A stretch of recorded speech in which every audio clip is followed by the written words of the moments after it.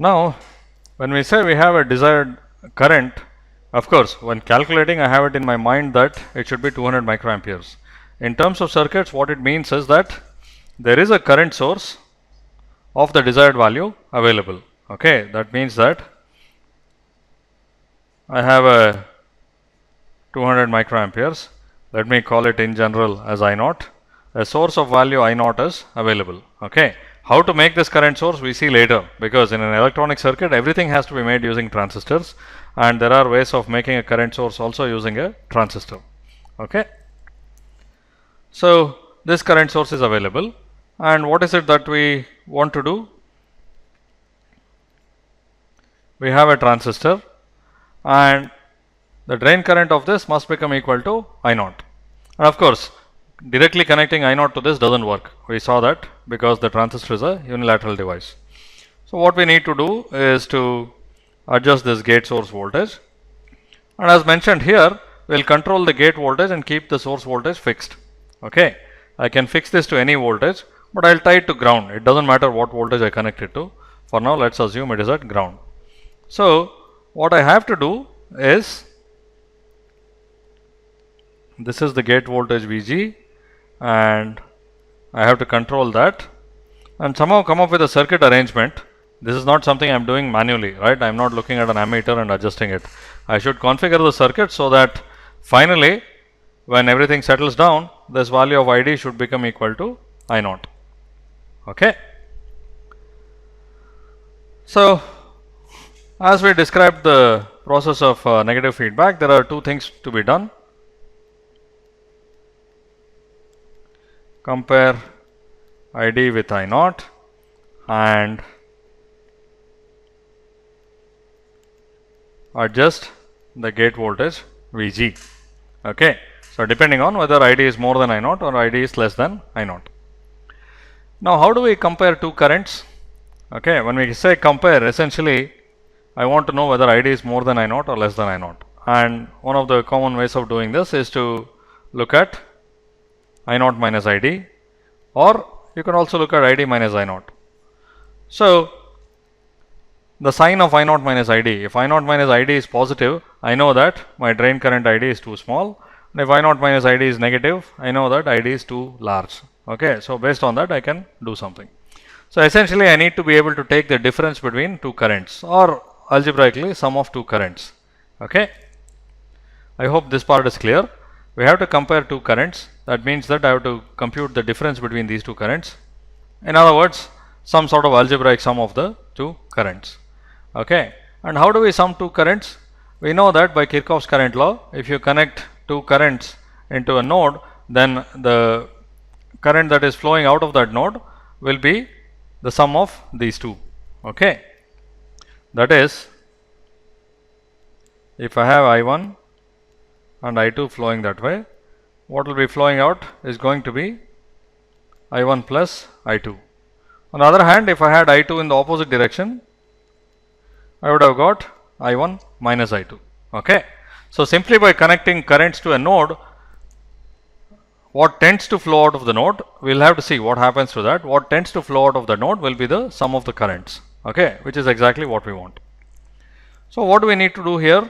Here we need to find I naught minus ID. So if I connect these two together, okay, let me show it like that. What tends to flow out of this node, I have not connected anything there yet. Okay, so what tends to flow out of there is I naught minus ID. I hope this part is clear. This is just basic Kirchhoff's current law. Okay, so if I naught is flowing in this wire and if ID is flowing there, what goes out has to be equal to I naught minus ID. Okay. Now where does it really go? Right? When you do connect it up like this and you do have two currents which are different, what happens? In case of ideal current sources, we say that such a connection is not permitted. Okay.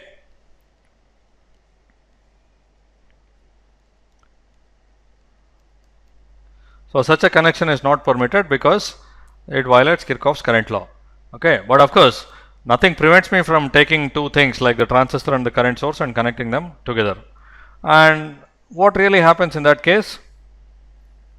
What happens is the following. At every node, there will be some parasitic capacitance. Okay, you know that anytime you have two conductors separated by some dielectric, there will be some capacitance between them. So that means that if you have a circuit with a number of wires, there will be capacitors from every wire to every other wire. Okay, so you can think of this in order to figure out what really happens when I naught is different from ID. You can think of this as flowing into a capacitor. Okay, the capacitor can be connected anywhere, it doesn't matter, but we'll assume that it's a capacitor connected to ground. Okay, the result of what we are going to discuss doesn't change regardless of the connection of the capacitor. Okay, so it flows into a capacitor. This capacitor can be arbitrarily small, it doesn't matter. That only says how fast the voltage here changes. Okay, just to be able to satisfy Kirchhoff's current law, this current has to flow somewhere and it will flow into the parasitic capacitance associated with that node. Okay. So again, I hope this part is very clear. Otherwise, again, please go back and think about it. If you have two currents coming into a node and those two currents are unequal, the difference will flow into a parasitic capacitance. So what happens because of that? It's very clear. If ID is smaller than I naught, this means that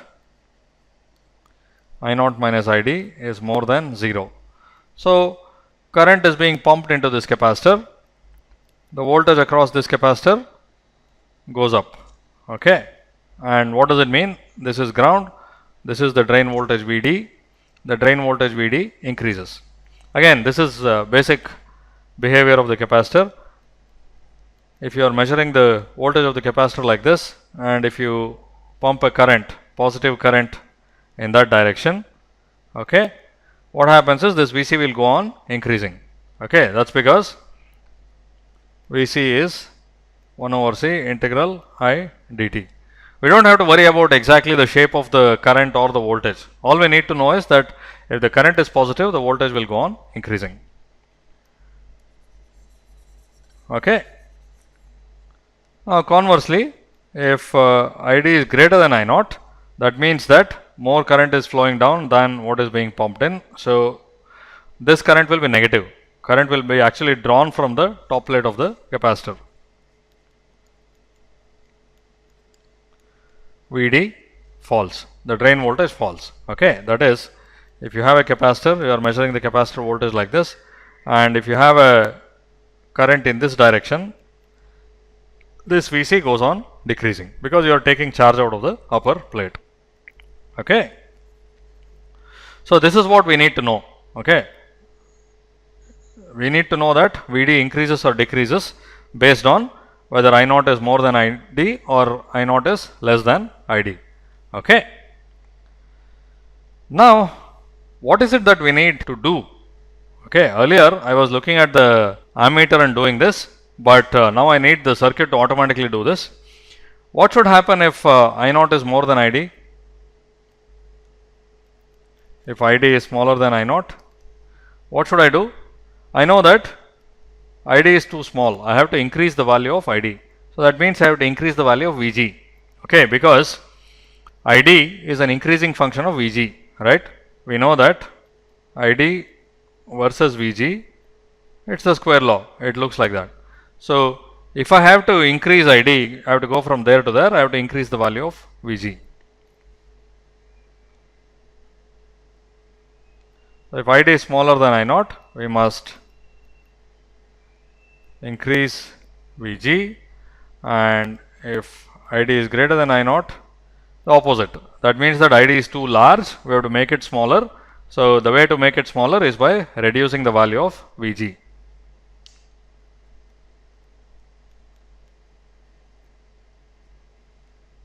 Okay. So this is the action we need. This is the feedback action we need. Now, how do we configure the circuit so that this automatically happens? If you look at it, look at what the drain voltage is doing. If ID is smaller than I naught, VD is actually increasing. That's because this difference current flows into the parasitic capacitor and tends to increase that.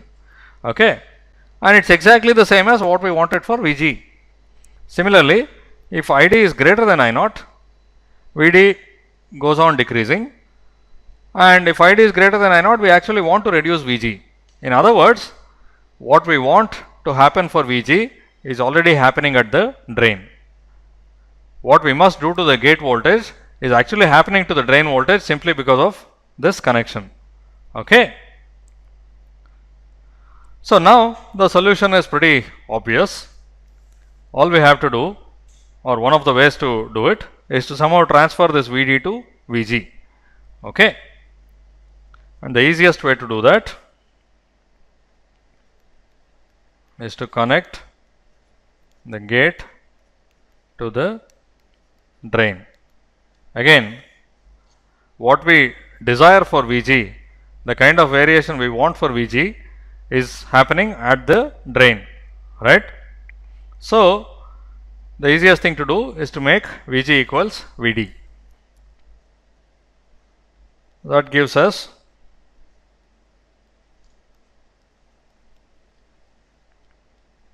the first type of circuit. This will be connected somewhere. I'll assume that it is connected to some supply voltage VDD. This is the current I naught, and this is the actual drain current ID.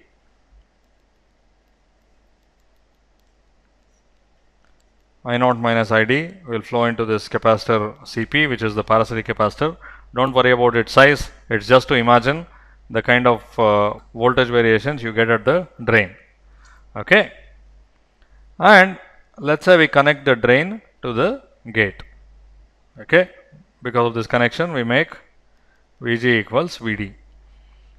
What happens now? If ID is smaller than I naught, some current will be flowing into this capacitor and this voltage will go on increasing.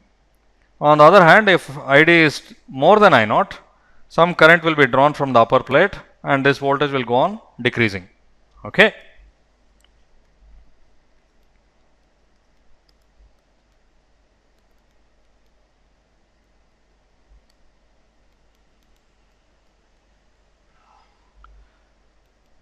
And if ID is greater than I naught, VD decreases continuously. Okay. Now, when does VD stay constant? VD will stay constant only if ID exactly equals I naught.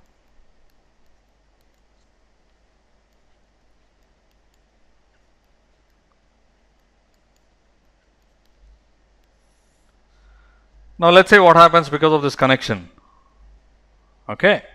Let's say ID initially was smaller than I naught. When you start off, maybe it starts with 0 current. Okay. Then the drain voltage goes on increasing. What happens in that case? The gate voltage also goes on increasing. So this increases the value of ID. Okay. So ID is smaller than I naught. So this ID will go on increasing because of this feedback. Okay. So it's exactly what you want. Or if ID is too much, if ID is higher than I naught, then the VD will go on decreasing, which will in turn reduce the gate voltage, which will in turn reduce the drain current. Okay. So in other words, if in this particular case, what happens is VG increases, which implies that ID also increases. And in this particular case, VG falls down, which implies that ID also falls down. Now, in either case, what will happen is both of them will end up at this state. Okay. So, in this case, because of this feedback, ID will go on increasing. We don't have to worry about whether it's slow or fast. It will keep on doing that until I naught becomes exactly equal to ID. Okay. So, in that case, it will stop. And exactly the same thing happens in this case as well. In this case, ID will go on decreasing until it becomes exactly equal to I naught. Now, if it is not equal to I naught, we know that the circuit won't reach steady state because this voltage will go on increasing or decreasing. Finally, when this voltage becomes constant, we are guaranteed that ID is exactly equal to I naught. That is simply by Kirchhoff's current law. Okay. So, this is the most basic way of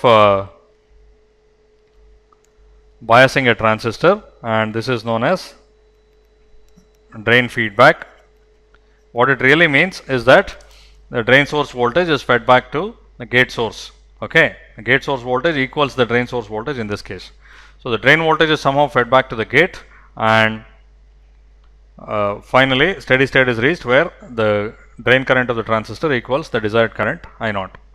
What I want to emphasize very strongly is that if you look at this circuit, don't think of it as I naught being somehow applied to the transistor. Okay, this is a feedback circuit. The difference between I naught and ID triggers some feedback action that controls the gate voltage. It's only by controlling the gate voltage that ID can change. So this is a feedback circuit in which things are arranged in such a way that Vg will go on changing if I naught is different from ID, and Vg will remain constant only if I naught equals ID, and the circuit will finally reach that steady state. Okay, so it's a feedback circuit. Now there are other variants of this. That is, we don't have to connect Vg to Vd directly. Okay, all we want is this kind of variation, Vd increasing, to be transferred to Vg in some way. There are many ways of doing it, so that we'll study. And also another thing to look at is, whenever we invent a circuit like this, whenever we come up with a bias circuit, we have to make sure that the transistor remains in saturation, because that's the desired operating point for an amplifier. Okay, so we have to check that as well. Actually in this case it must be pretty obvious to you, because VDS equals VGS. So this automatically means that VDS will be greater than VGS minus VT as long as VT is positive. So if we have a positive VT transistor, this connection ensures that the transistor remains in saturation region. Okay. So we will use this to make amplifiers. We will see variants of this in the following lectures.